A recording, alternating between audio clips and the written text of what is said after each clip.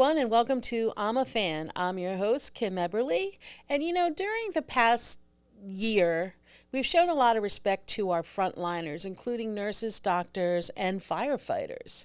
And today I'm happy to have Mike Quinn in our studio. He's a firefighter, an actor, and a wrestler. Who would have known? Yeah. Hey Mike, how you doing? Hi, Kim. Thanks How's for it going? coming. Thank you for having me. Thank you for having me. It's an honor to be here. Glad Yeah. we could do this.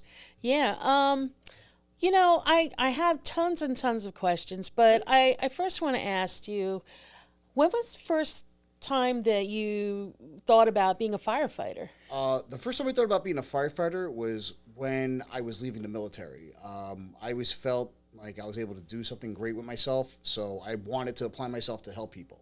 I was coming out of Iraq, and I knew I wasn't re-enlisting, and Oh, wow. yeah, so before I left, I tried getting on the job, and things didn't pan out for a while because of certain situations with the city. So I How had to long wait. were you in? How long were you doing service for? I was in from National Guard when I was when I was a junior in high school, actually, and then I did my senior year, graduated, just transferred over to National Guard, from National Guard to active duty, and then from there it was 2000 I graduated to 2003 in October when I got out. Oh, wow. Yeah. And then you thought firefighter? Yeah, it was always a job I thought of as a kid. It was had a lot of dreams, and I always wanted to do something with myself that kind of went that path. Not something. So, what's the process of becoming a firefighter? You have to take a lot of tests. Like there's a lot of physical, a lot of written tests, psychological. There's a lot of things that they put in front of you to make sure that they get the right candidate for the job, because they don't want to hire people that say they want to do it more than they can do it. Yeah, yeah. How'd your family feel about that? Oh, my family was, they weren't too happy about it because I was already on the 2006 test when that whole entire thing happened where the test got rejected, and they were kind of breathed like a sigh of relief. I took a safer job. I was doing security work actually for celebrities and security work at hospitals and a whole bunch of different things, a lot of odd jobs with security. And they're like, oh, wow. And then it came back up that I was able to get into the next test, and I took it, and my family's like, oh, crap, here we go again. Worrying about what you're doing in the middle of the night. So, how long did it take before you actually became from the Oh. test, like to becoming? It's a while. Yeah, it's a while because you got to wait for them to. You take the test, they grade it, and then they set the classes up, the academy up at Randall's Island, Yeah. and at the Rock, and then they just start working it from there. So some people you have, say, it could be like 2 years. Some people it could be 4 years. It depends on where you fall in that test. So Yeah, because I remember growing up in Pennsylvania, I used to drive by this place where it was actually sort of an academy for firemen. Yes. And they had these like burnout buildings that I guess they practiced in, like that you would go up the stairs and carry the fire hoses. And We I have always found that interesting. yeah, we have something similar at the academy. We have a whole array of different buildings, different settings in case you want to get better at certain things. To Yeah. go up there for training sometimes to familiarize ourselves with all types of different environments that we find ourselves in. So, and the academy was the greatest training in the world. So, Yeah. Yeah, I often wondered what it would be like married to a firefighter or a policeman in that matter, because I'll tell you the truth, that's a big thing, because I couldn't imagine, like, yeah, my fiance is going to find out soon. yeah, So. have you spoken to her about that? Yeah, she's on board. She knows, sometimes, hey, babe, I'm working late. Hey, babe, I'll send her a little something like, oh, something's going on. I'm just letting you know I'm okay. So the important thing is communication. I always let her know that I'm okay. Yeah. She always reaches out to me when she hears stuff like there's apps like Citizen and just on the news. Like there's been times where something I've done has ended up on the news, and she's like, are you involved in this? And especially my family. I have family like all over the United States, so they will sometimes text me like, Were you around with 9/11? no, actually, little sidetrack story. I was in Germany, in Oh. Putlos, Germany, and I was on I was on a missile range, and I'm sorry, I was on the shoot to sneer range. I take that back, and I just shot the first part where you shoot up with German weaponry. So I did the first part of that, and then they pulled me off the range. Then they said, Quinn, just letting you know, a plane hit the World Trade Center. And I'm not Yeah. thinking anything that it was, so I just went, oh, it's all right. Planes hit into it, a couple buildings in New York all the time. It's okay. They're like, it was a big plane. I was like, do you know anybody there? And at the time, again, I was only really one of the few people in my unit from New York. So they were all, hey, listen, this is this. And then the second plane hit. And then I couldn't call home for 2 weeks. I remember trying to call my mom for 2 weeks straight. And finally, the phone finally rang. I heard the ring. And half ring lit, my mom picks up. Mike, is that you? And then we had that conversation, this is what's going on. This is where I am. I'm safe. Yeah, thank God. Yeah. Yeah. So, what advice would you give for somebody that's thinking about becoming a firefighter? Two things. One, run. Just run every day. Run. That's the most important thing, because running it's stamina, And the second thing is be safe, because I know people who were recycled when they were in the academy. I got an injury when I was in the academy, and I sucked it up and I made it to the end. Because if you get recycled, you have to wait for the next class, and it is something you don't want to do.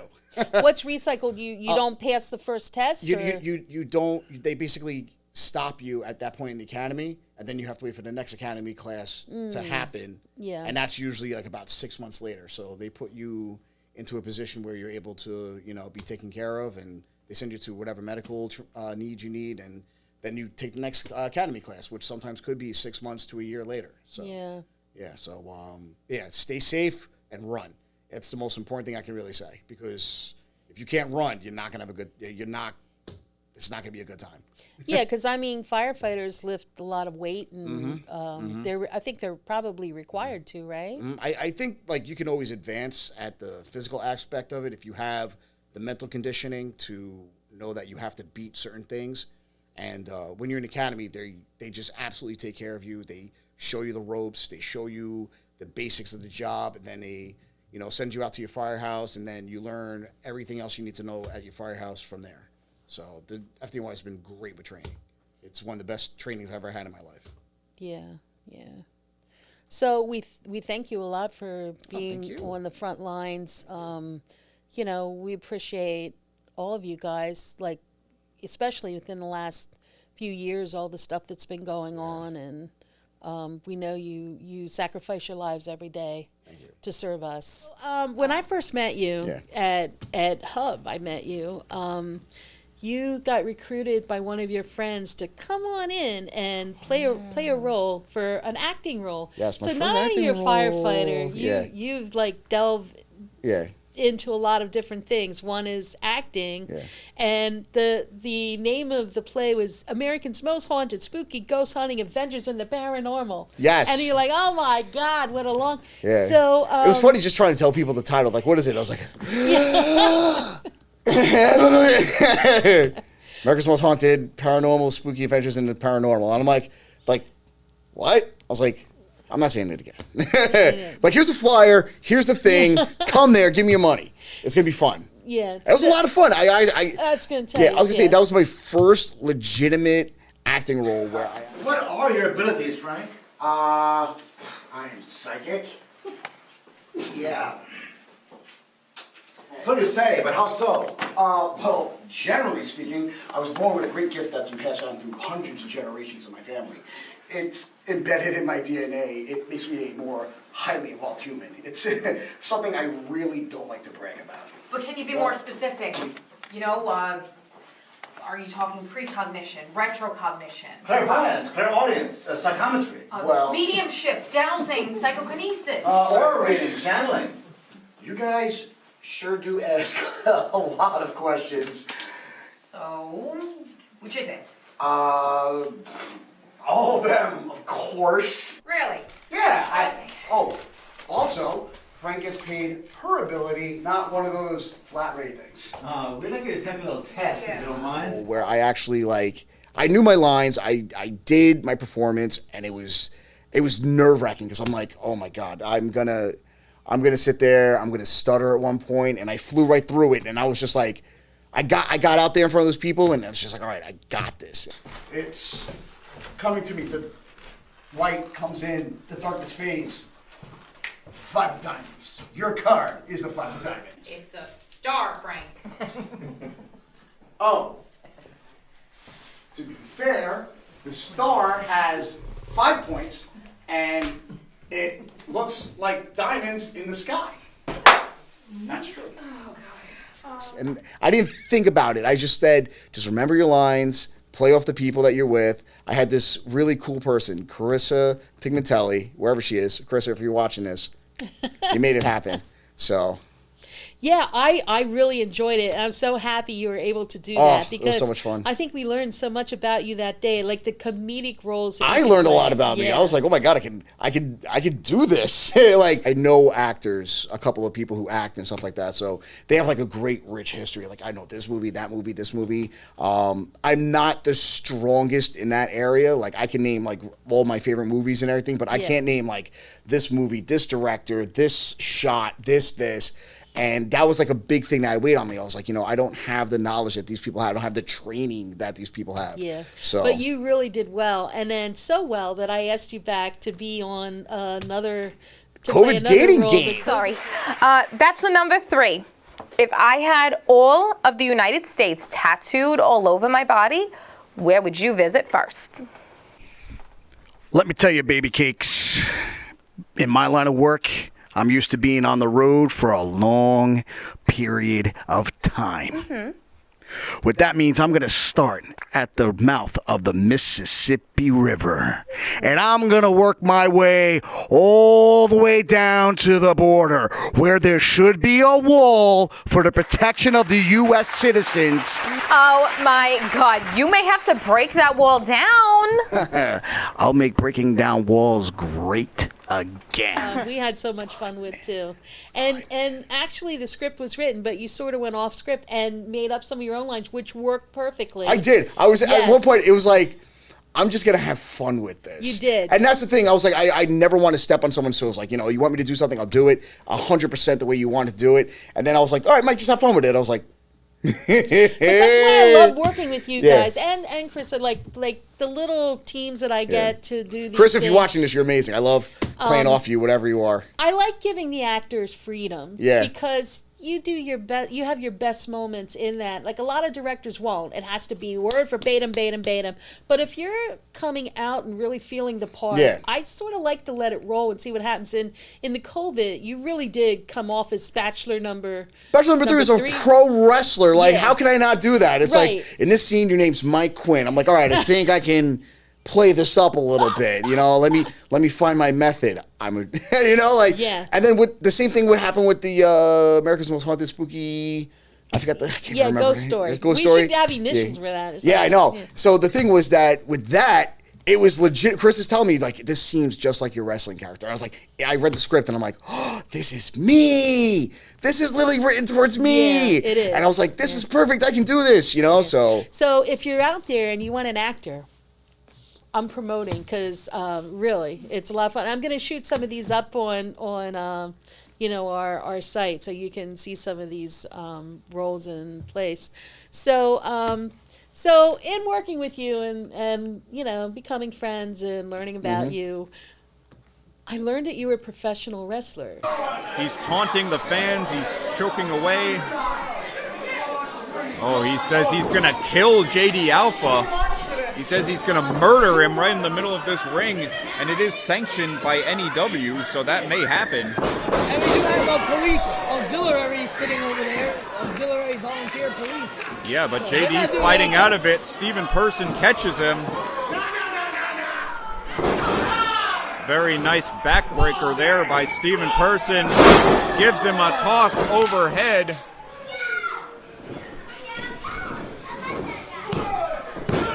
Only a 2 count. JD Alpha barely able to get the shoulder up. And that just sort of threw me off. Like, wait a minute. He's a firefighter, but he's acting. But he's also a professional wrestler. Yes. So I don't know that much about wrestling, but I started to look things up. And I actually went to one show that my friend invited me to many years ago, though. I got to see Hulk Hogan. Oh, my God. And it was called a Battle Royale. Was this in Manhattan? No, it was in, I think, Harrisburg, Pennsylvania. Oh, okay. But it was Sergeant Slaughter. Oh, wow. This is back in the 80s when they're on the yes, road. Yes, you would know these, like all these like big. That was WWF, the golden age. You're talking about at least the mid 80s after he left. Big name wrestlers. Vern Gagne. Yeah. And I remember I was sitting on an aisle seat where they come up out of the tunnel like. Yes. And Hulk Hogan was huge. He's a big guy. Huge. Yeah. I've never realized, like, I'm like, oh my God. But it was the best experience. I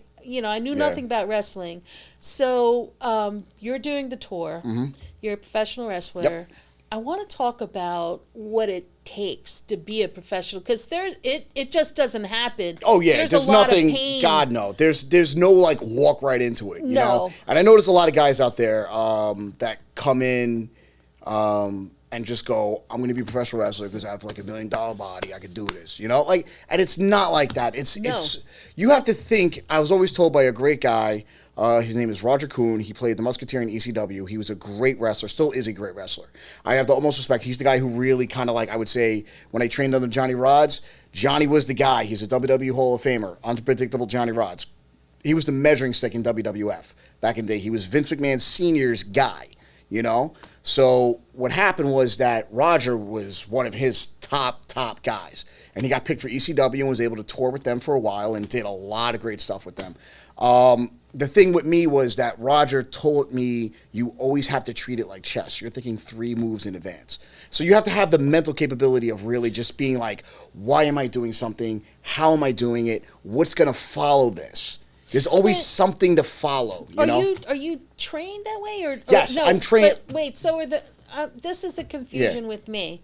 Are the matches rehearsed? They're not rehearsed, pretty much. They're what they are is that. Or do you call out the moves that, or say you have like 6 different moves that you can do. You in your mind with whomever you're wrestling figure out on the fly what moves you're going to do. Yes, absolutely. There's stuff that you kind of feel off each other. Like there's times I've had matches with people I've never met a day in my life. Okay. There's people that I've had matches with 1,005 times, and we know each other's stuff and we can work with each other. One of my good friends, Joe Lopez, my friend Lou Nova, I can wrestle with him. My friend Rob Sain, I can wrestle with him. So many guys. Jerry Malloy, CJ Antonino. These guys I've wrestled like 1,005 times in a whole bunch of different cities, and I can go out there and just go, all right, we're gonna do this. Remember we did this, and then like we know it as we see it coming. So, as training, like where do you train at? I mean, or do you? There's a lot of spaces you can actually train at. Like, do you go out and specifically train and say, I'm going to learn this specific move today, and then you practice that? Or I'd like to practice stuff that I'm not. Something I've slipped on, I haven't practiced on as much. Something that I want to improve on. It's a whole gambit of things. Like you talk with people, like I want to try this. You want to like work on this for a little bit. You have so many different aspects of pro wrestling. Again, there's thousands of different styles. There's nothing ever wrong with it. I've always been a big fan of working for the crowd.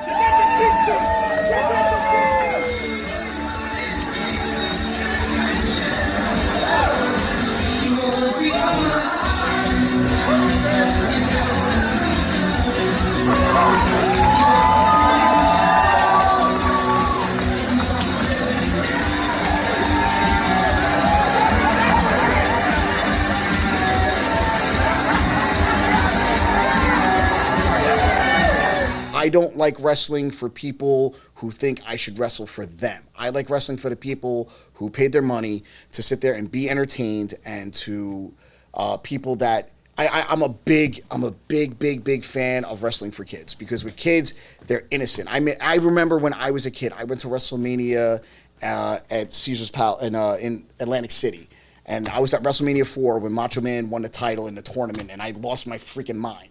You know? So then I went and saw WrestleMania 5, and that was the same thing, and I lost my mind again. You know, it was like it was a delayed birthday present, because I'm a January kid, so I don't get to have like really fun birthday parties. You know, I don't get to go outside with my friends. It's like you're always like brick cold and everyone's trying to stay inside and avoid pneumia. I'm out here like, what do you want to do for my birthday? They're like, let's throw snowballs at each other. I'm like, So let me ask you, you went to, as WrestleMania a kid, 4, WrestleMania 5. Yep. So my first ever wrestling shows. Back to back, 2 shows I went to.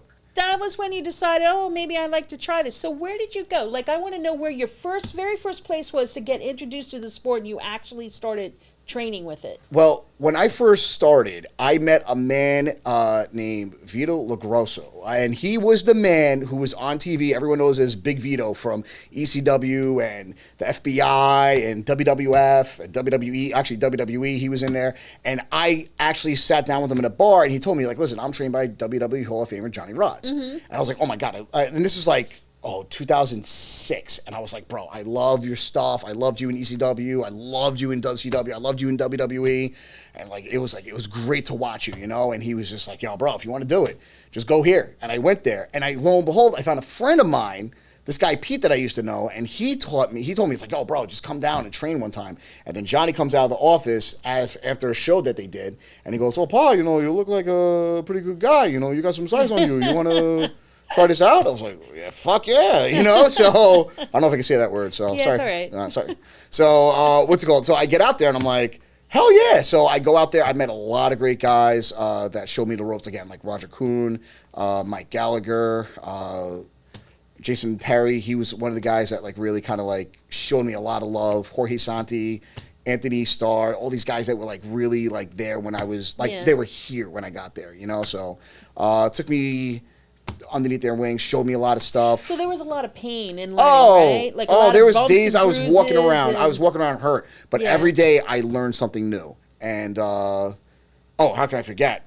Cowboy Billy Walker. Jesus Christ, that guy, hands down, broke me in so much. Like I would walk away limping, like I got beat up by a freaking mob of bikers, and then I'd be like, "Thanks, Billy," and I just get in my car and I cry on the. In the meantime, saying, "This is great. This is great. Thank you for the opportunity for training today. I'm gonna go wipe the blood off my face." Yeah, because I think I watched a show with I think it was the WWE of they were training people to become professional Oh, the Tough wrestlers. Enoughs, most likely. Tough Enough, Yeah, they beat the crap out of those kids. Damian Pewter. Did you experience that type of training? Yes and no. People in Tough Enough is kind of for like the TV and everything like that. Oh, but so for it's me, overproduced. a little bit. Okay. But what's it called?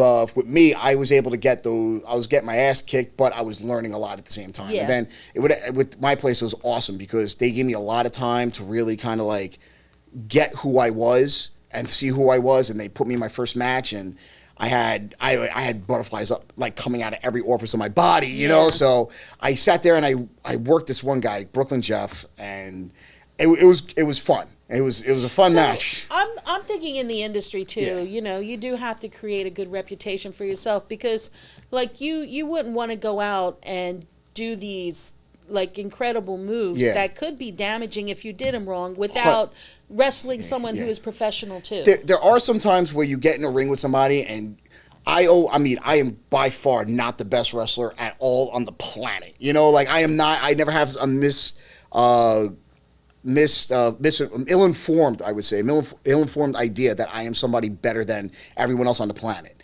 But I know I'm good at the stuff that I know. You know what I mean? Like, there's stuff I could still learn. There's stuff that I absolutely have down, you know? But at the same time, it's like I like to, you never try and make your person you're wrestling feel unsafe or in a position where they're inadequate. You know, like I've had the opportunity to work people that I knew a lot more than, and I wrestle people that know way more than I do. But at the same time, it's like those people showed me the level of respect that it's like, yo, listen, I'll work to you. You know what I mean? And we had great matches. And then in turn, I remember that. Like, all right, if I'm going to, you give that guy the lead. He's the vet, you know, like whatever you want to do. Where can we follow you in your matches? Ooh, I wrestle a lot now, and it's actually picking back up. I've been wrestling. Last night, I actually wrestled in like Pennsylvania. I wrestled like a couple. What part of Pennsylvania? Oh, I was like an hour. Morristown. Yeah, there's Morristown, Pennsylvania. It's like an hour away from Pittsburgh. Yeah. I drove out there last night and then drove back this morning. And I wrestled three guys. Yeah, it's a hike. That's so like 5 hours. Yeah, so I wrestled a couple of guys out there that I know who are from Long Island, which is hysterical, and we had a great match. I wrestled. But where can we go? Like a calendar, like we can see like where. Oh, you can go on my Facebook. Oh, your Facebook. Steven Person on Facebook. You can find that. Okay. I got to get back on Twitter. I've kind of after everything that happened for the past year and a half, I kind of like just scrubbed Twitter. I just don't. It's kind of overrated, right? Yeah. It's good as a promotional tool. I like promoting wherever I'm at. I like promoting my friend shows. videos. I'll sit there and put out their stuff, you know, if I feel like, you know, I can help at all, you know, whatever.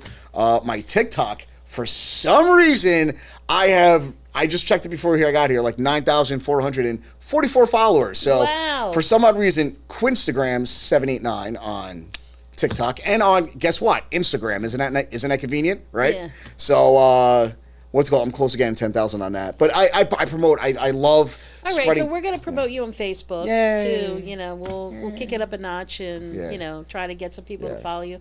I think it's amazing what you do. Thank you. Thank you. Truly amazing, and I really respect you as a firefighter, as a person, and you should definitely continue your acting. I'm gonna try to dig up some more roles Thank for you. you Thank I you. love it. You're so funny, and maybe I'll give you a more challenging role this time. That absolutely. Give me something I Yeah. can. Give me something I can sink my teeth Something- in. I can learn yes, from. yes. You know. And your wrestling career. What's your next show?